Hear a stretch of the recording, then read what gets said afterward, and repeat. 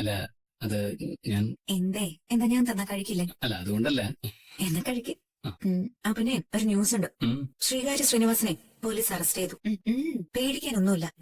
കോടതി പുനരന്വേഷിക്കാൻ പറഞ്ഞ കേസല്ലേ. കൂട്ടത്തിലേ ഇയാളും പ്രതിപട്ടികയിലുണ്ട്. അപ്പോ ഫലത്തിൽ 2 കേസുകളായി അല്ലെ? അതെ. മാർക്കറ്റിൽ അയാളെ കേസില് കോടതി എന്നെ ശിക്ഷിക്കണമെങ്കിൽ ആയിക്കോട്ടെ, അത് മനഃപൂർവ്വം അല്ലെങ്കിലും അതിലെന്റെ പങ്കുണ്ട്. ശ്രീനി സാർ പറഞ്ഞ കാര്യം ചെയ്തു എന്നത് ഞാൻ സമ്മതിക്കുന്നു. പക്ഷെ വരുണിന്റെ കൊലപാതകത്തിൽ നിന്ന് എനിക്ക് രക്ഷപ്പെട്ടേ പറ്റൂ. കഴിക്കാൻ അതിന് ഇവിടെ ഇങ്ങനെ ഒളിച്ചിരുന്നിട്ട് കാര്യമില്ല. 2-3 ദിവസം കൂടി കഴിഞ്ഞാൽ മുറിവുണങ്ങും. അതിനുള്ളിൽ മുൻകൂർ ജാമ്യത്തിനുള്ള കാര്യങ്ങൾ ഞാൻ മൂവ് ചെയ്തോളാം. അതുവരെ ഞാൻ പറഞ്ഞതുപോലെ തന്നെ വിക്രം കഴിയേണ്ടി വരും. ഒരു തടസ്സവും പറഞ്ഞിട്ട് കാര്യം ഞാൻ സമ്മതിക്കില്ല. ചേച്ചി വേദേച്ചി, അതൊന്നും പറഞ്ഞാൽ പറ്റില്ല.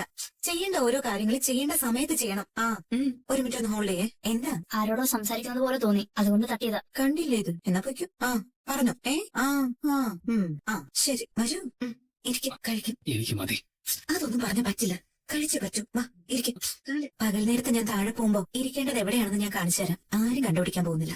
താൻ പോയി തൊഴുതിട്ട് വാ. എനിക്ക് സഹകരണ ബാങ്കിലോട്ടൊന്ന് കയറണം. മാഷ് വരുന്നില്ലേ? എല്ലാ ദിവസവും പ്രാർത്ഥിക്കുന്നുണ്ടല്ലോ കമല. ഒരേ പരിധിവനം കേട്ട് ആൾക്ക് മുഷിയുണ്ടല്ലോ. നീ ചെല്ല്. ഇടയ്ക്കെങ്കിലും എന്റെ കൂടെ അമ്പലത്തിൽ വരാറുണ്ടായിരുന്നത് അപ്പൊ അതും ഇല്ലാതായി അല്ലേ മാഷെ? ഒരുപാട് കാലം അകമേ ആർത്ത് നിലവിളിച്ച് പ്രാർത്ഥിച്ചതല്ലേ കമല. അതൊക്കെ കേട്ട ദൈവങ്ങൾ അതിനുള്ള അനുഗ്രഹം ആദ്യം തരട്ടെ. താൻ പതിവ് മുടക്കണ്ട. ചെല്ല്. എന്താണോ ഹെൽമെറ്റ് ഇല്ലേ? ഇവിടെ തൊട്ടടുത്തേക്കാ സാറേ. ഹെൽമെറ്റ് വെക്കണ്ടേ? മാറ്റിയായിരുന്നു. സാറേ അതാ വിക്രത്തിന്റെ അമ്മ. സാറേ ഇവന് ഹെൽമെറ്റ് ഇല്ല. ഇവനൊക്കെ എവിടെയെങ്കിലും ചത്തു തോലേട്ടോ. പറഞ്ഞിവിടെ നമുക്ക് വേറൊരു കേസുണ്ട്. കേടില്ലേ? പോയി ചാവടാ. ശരി സാറേ. അല്ല മാഡം ഒന്ന് നിൽക്കണം. ഇങ്ങ നീ നിൽക്കണം. കുറച്ച് കാര്യങ്ങൾ ചോദിച്ചറിയണം. എന്താ സാറേ? നിങ്ങളുടെ മകനാരാ? മായാവി അതോ മജീഷ്യനോ? എന്താ സാറേ കാര്യം? അപ്പോ നിങ്ങളൊന്നും അറിഞ്ഞില്ലേ? മകന്റെ പേരിൽ ഇങ്ങനെ ക്രൈമുകളുടെ എണ്ണം കൂടിക്കൊണ്ടിരിക്കുകയാണ്. കൊലപാതകം നടത്തി ഒളിവിൽ കഴിയുന്നതിടെ അവനൊരു പോലീസ് ഇൻസ്പെക്ടറെയാ പഞ്ഞു കെട്ടിരിക്കുന്നത്. ഒന്ന് കയ്യിൽ കിട്ടേണ്ട കാര്യമുള്ളൂ. ഇനിയുള്ള കാലം അവനെ നിങ്ങൾക്ക് കട്ടിലിൽ തന്നെ കിടത്തി നോക്കേണ്ടി വരും. സാറേ അവൻ അങ്ങനെയൊന്നും ചെയ്തിട്ടില്ല. തള്ളമാരങ്ങനെയല്ലേ പറയൂ. അതും ഇത്രയും കാലം അവന്റെ സകലമാന തെമ്മാടിത്തരത്തിനും കൂട്ടുനിന്ന് വളം വെച്ചു കൊടുത്ത നിങ്ങളെ പോലെ ഒരാൾ സത്യം പറയുന്നത് ഞങ്ങൾ വിശ്വസിക്കണോ? പറയേ, എവിടെയാണ് അവനെ ഒളിപ്പിച്ചിരിക്കുന്നത്? ഏത് പത്തായത്തിലെ നിങ്ങൾ അവനെ പൂട്ടി വെച്ചേക്കുന്നത്? സാറേ ഞങ്ങൾക്കറിയില്ല. ആ കുട്ടി മരിച്ച ദിവസം അവൻ ക്ലബിൽ കാരംസ് കളിക്കായിരുന്നു. അതെ, മകൻ കളിച്ച് കളിച്ച് ഇപ്പൊ കളത്തിൽ കയറി കളിക്കാൻ തുടങ്ങി. അത് കൈയോടെ നിർത്തിച്ചില്ലെങ്കിൽ ഞങ്ങൾ എന്തിനാ പിന്നെ യൂണിഫോം കിടക്കുന്നത്? പറയാ, എവിടെയാണ് അവൻ? സാറേ കണ്ണീര് ഒലിപ്പിക്കാത്ത കാര്യം പറയൂ. മാഷെ, നിങ്ങളുടെ ഭാര്യയെ സിയെ വഴി നിർത്തി ചോദ്യം ചെയ്യുന്നുണ്ട്. സംഗതി ഇത്തിരി പെശകണെന്നാ തോന്നുന്നത്. ഇവിടെ അമ്പലത്തിന്റെ അപ്പുറത്തെ റോഡില്ല. മാഷിക്കായിരിക്കും, ഞാൻ കൊണ്ടാക്കാം. എന്താ സാറേ, എന്താ പ്രശ്നം? താനാരാ? മാഷെ കമല. താനാരാ? എന്റെ ഭാര്യ അത് കമല. എന്നാ പിന്നെ താൻ പറഞ്ഞാ മതി. മകൻ ചെയ്തത് എന്താണെന്നറിയാലോ അല്ലെ? അവൻ എവിടെയാണെന്ന് ഒന്ന് ചോദിച്ചു നോക്കിയതാ. അന്വേഷണത്തിന്റെ ഭാഗം. ഇങ്ങനെയാണോ അന്വേഷണത്തിന്റെ രീതി? വരുന്ന ചെറുപ്പക്കാരന്റെ മരണമാണ് എന്റെ മകന്റെ മേലുള്ള ആരോപണമെങ്കിൽ അതിന് നിങ്ങളുടെ കയ്യിൽ എന്ത് തെളിവാണുള്ളത്? ആദ്യം അവനൊന്ന് കയ്യിൽ കിട്ടട്ടെ. തെളിവുകളൊക്കെ ഞങ്ങൾ ഉണ്ടായിക്കോളാം. 3-ാം മുറ നടത്തി സമ്മതിപ്പിക്കാന്നായിരിക്കും. അത് നടക്കില്ല സാറേ. അങ്ങനെ നിങ്ങളുടെ കയ്യിൽ അവൻ വെറുതെ വന്ന് വീഴാൻ പോകുന്നില്ല. എടോ കുരയ്ക്കാതെ സാറേ. എന്ത് അടിസ്ഥാനത്തിലാ നിങ്ങൾ എന്റെ ഭാര്യയെ വഴിയിൽ വെച്ച് അവമാനിക്കാൻ ശ്രമിച്ചത്? ഒരു സ്ത്രീയെ ചോദ്യം ചെയ്യുമ്പോൾ പാലിക്കേണ്ട മര്യാദ നിങ്ങൾ പാലിച്ചിട്ടുണ്ടോ? പേരിലെങ്കിലും ഒരു വനിതാ പോലീസ് ഉണ്ടോ നിങ്ങളുടെ കൂടെ? ഒരു പോലീസുകാരനെ തല്ലി ചേർച്ചിട്ടാണ് അവൻ വിളിച്ചു കിടക്കുന്നത്. വെറുതെ ഇവിടെ നിന്ന് വിചാരിച്ചിട്ടാണ് നിങ്ങൾ. അതിനുള്ള കണക്ക് അവനെ കൊണ്ട് തന്നെ ഞങ്ങൾ പറയിക്കും. പോലീസുകാര് സാധാരണക്കാരുടെ സംരക്ഷണത്തിന് വേണ്ടിയാ സാറേ. അവരെ വഴിയിൽ നിർത്തി അവമാനിക്കാനും ദ്രോഹിക്കാനും വേണ്ടിയല്ല ഈ യൂണിഫോം. പിന്നെ SI സാബുനെ തല്ലി ചതച്ചത് എന്റെ മകനാണെന്നതിന് എന്തെങ്കിലും തെളിവുണ്ടോ? അറ്റ്ലീസ്റ്റ് SI സാബിന്റെ മൊഴിയെങ്കിലും ഉണ്ടോ? ഞാൻ കേട്ടു ആദ്യ ആക്സിഡന്റ് എന്ന് പറഞ്ഞ സാബു നിങ്ങൾ എല്ലാരും കൂടി നിർബന്ധിച്ചപ്പോ കണ്ടാൽ തിരിച്ചറിയാനാകാത്ത ഒരാളെന്ന് തിരുത്തി പറഞ്ഞു. പക്ഷേ എന്റെ മകൻ വിക്രമാണെന്ന് മൊഴിയുണ്ടോ?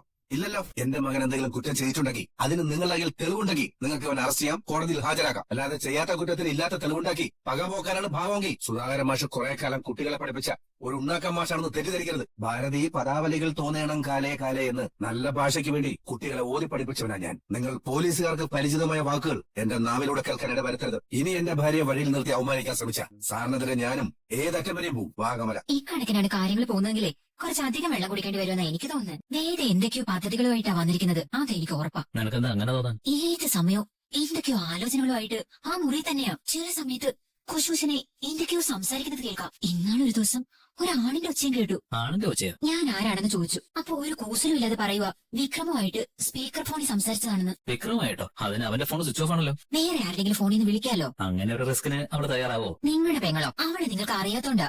അവളെ വേണമെങ്കിൽ അവനെ നിങ്ങളറിയാതെ വിളിച്ചു കയറ്റി ഇതിനകത്ത് താമസിപ്പിക്കും. എന്ന് വെച്ചാ അതിനടക്കമുള്ള ധൈര്യം അവൾക്കുണ്ടെന്നാ ഞാൻ ഉദ്ദേശിച്ചത്. ഇന്നാളൊരു ദിവസം ഒരു പെണ്ണ് ഇവിടെ വന്നിരുന്നു. ഡോക്ടറാ, ഈശ്വരെന്നോ മറ്റൊന്ന പേര് പറഞ്ഞത്. ഞാൻ അവനെ മുമ്പ് കണ്ടിട്ടില്ല. അമ്മയ്ക്കൊക്കെ അറിയാവുന്ന ആളാ. അത് മഹേഷിന്റെ ഭാര്യയെ. പണ്ട് അവളെ ഇവിടെ കാണാനൊക്കെ വരാറുണ്ട്. ക്ലോസ് ഫ്രണ്ട് ആയിരുന്നു. അതുകൊണ്ടായിരിക്കും രണ്ടുപേരും മുറി ക്ലോസ് ചെയ്ത് കുണുകുടാന്ന് വർത്താനം പറയുമായിരുന്നു. അവള് പോവാൻ നേരത്ത് ആ മുറിക്കകത്തുനിന്ന് സ്പിരിറ്റിന്റെ മരുന്നിന്റെ ഒക്കെ മണം. ഞാൻ കയറി നോക്കിയപ്പോ ഒന്നും കണ്ടില്ല. ചോദിച്ചപ്പോ പറയുവാ വേദനയ്ക്ക് പുറം വേദനയ്ക്ക് സ്പ്രേ അടിച്ചതാണെന്ന്. ആനന്ദ ആയിക്കോട്ടെ. ആവാം, അവരെന്തോ മറയ്ക്കുന്നുണ്ടെന്ന് എനിക്ക് തോന്നി. മറക്കേ? ആ പ്രകൃതവും രീതികളും ഒക്കെ അങ്ങനെയായിരുന്നേ. ഇപ്പൊ ഭക്ഷണം അവൾക്ക് ഒറ്റയ്ക്ക് മുറി പോയിരുന്ന് കഴിക്കണം. നമ്മുടെ ആരുടെയും കൂടെ ഇരിക്കത്തില്ല. അതും രണ്ടുപേർക്കുള്ള ഭക്ഷണമൊക്കെ എടുത്തോണ്ട് പോകുന്നത് കാണാം. ആരാ രണ്ടുപേര്? വേറാരും. അവള് തന്നെ. ഡിപ്രഷൻ വന്ന ചില പെണ്ണുങ്ങൾ അങ്ങനെയാന്ന്. നന്നായിട്ട് ഭക്ഷണം കഴിക്കുന്നു. ശരി, ഞാനിപ്പോ പോയി നോക്കിട്ട് വരട്ടെ. ഇപ്പൊ എന്തായാലും പോണ്ട. അവളോട് കാഷ്വൽ ആയിട്ടൊന്ന് സംസാരിച്ചു നോക്ക്. ഡിപ്രഷൻ ആണെങ്കിൽ ചികിത്സിക്കാം. ഇനി വല്ല സാത്താൻ പൂജയും മറ്റും നടത്തുവാണെങ്കിലോ? നോക്കണ്ട, ദൈവത്തോട് വലിയ ഭക്തിയായിരുന്നല്ലോ. അവരിൽ ചിലർക്ക് ഭക്തി മൂത്ത് ഭ്രാന്താവും. അപ്പോ ഇങ്ങനെയുള്ള പൂജയ്ക്കൊക്കെ പോവും. ചരിത്രമുണ്ട്. ആരാ? അതറിഞ്ഞിട്ട് നീ തുറക്കൂ. വേഗം സ്റ്റോർ റൂമിലേക്ക് വെക്കോ. അയ്യോ വാ വാ വാ, ദാ, അവിടെ കട്ടിലടിയിൽ വിളിച്ചോ വേഗം. വേദ വേദ, ആ വാതിലും തുറക്ക്. കുറെ നേരം ആയാലോ ബഹളം വെക്കാൻ തുടങ്ങിയിട്ട്. എത്ര നേരമായി ഞാൻ ഇവിടെ കിടന്ന് വിളിക്കുന്നു. നീ എന്തിനായിരുന്നു അത്? അത് നിങ്ങളെ ബോധ്യപ്പെടുത്തേണ്ട കാര്യമില്ല. കാര്യം വല്ലതും പറയാനുണ്ടെങ്കിൽ പറഞ്ഞിട്ട് പോണം. ഇത് അകത്തിരുന്ന് സംസാരിക്കാനുള്ള കാര്യമാണ്. എനിക്ക് നിങ്ങളോട് രഹസ്യമായി സംസാരിക്കാനുള്ള വിഷയം ഒന്നുമില്ല. നീ ആദ്യം മുന്നിൽ നിന്ന് മാറ്, ഞാനൊന്ന് അകത്ത് കയറട്ടെ. എന്റെ മുറിയിലേക്ക് കടക്കേണ്ട ഒരാവശ്യവും നിങ്ങൾക്കില്ല. പിന്നെന്താ? നിന്റെ മുറി, ഈ വീട് മുറിയൊക്കെ ഉപേക്ഷിച്ച് പോയിട്ട് നാള് കുറെ ആയില്ലേ? ഇപ്പൊ ഇത് നിന്റെ മുറിയായോ? വീടും മുറിയും എല്ലാം ഉപേക്ഷിക്കാമെന്ന് വിചാരിച്ചതായിരുന്നു. ഇനിയൊന്നും ഉപേക്ഷിക്കാൻ കണ്ടിട്ടില്ല. മുത്തശ്ശന്റെ വകയായി കൈമാറി വന്ന കമ്പനികൾ ഉൾപ്പെടെ ഒന്നും. അതിനുള്ള തയ്യാറെടുപ്പായിരിക്കും അകത്ത് രഹസ്യമായിട്ട് നടത്തുന്നത്.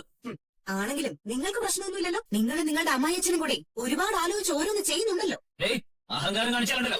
നിങ്ങൾ ഒരു ചുക്കും ചെയ്യാൻ പോകുന്നില്ല. ശ്രീകാന്ത്, എന്താ ഇവിടെ പ്രശ്നം? സംശയം ഞാൻ മുറി അടച്ച് എന്ത് ചെയ്യാണെന്ന് കണ്ടെത്തണമെന്ന് എന്റെ സഹോദരന് നാളുണ്ടോ ഇയാൾക്ക്? എന്റെ മുറിയിൽ എനിക്ക് കയറി ഇരുന്ന് സംസാരിച്ചൂടെ? ഞാൻ സംസാരിക്കുന്നത് ആരോടാണെങ്കിലും നിങ്ങൾക്ക് എന്താ പ്രശ്നം? ദാ, ഇനി വേണമെങ്കിൽ വാ, വന്ന് നമുക്ക് എല്ലാം സംസാരിക്കാം. ഞാൻ വിക്രമിന്റെ വീട്ടിൽ നിന്ന് ഇറങ്ങി വരാൻ എന്താണ് കാരണവും നടക്കം വിശദമായി നമുക്ക് സംസാരിക്കാം. എന്താ വേണോ? ഒരുപാട് പല്ലട കുത്തി നാറ്റിക്കണോ ചേട്ടാ? അവൾ ആ വീട്ടിൽ നിന്ന് ഇറങ്ങി പോരാൻ കാരണം നീയാണോ? എന്റെ ചിറകിൽ ഒതുങ്ങി ജീവിതം മുഴുവൻ സുരക്ഷിതനായിരിക്കാൻ വിക്രം തയ്യാറാവില്ലെന്ന് എനിക്കും അറിയാമായിരുന്നു. അമ്മയുടെ കാലിടറിയാൻ മനസ്സിടറുന്ന കുഞ്ഞായിരുന്നു എന്റെ വിക്രം. ഏത് നിമിഷത്തിലും തീയിലേക്ക് പറന്നു കയറാൻ തിടുക്കം കൂട്ടുന്ന ഒരു വികൃതി പക്ഷി. അതുകൊണ്ടാണ് നേരിനു വേണ്ടി അവൻ നയിച്ച യുദ്ധത്തിൽ ഞാൻ അവന്റെ തേരാളിയായത്.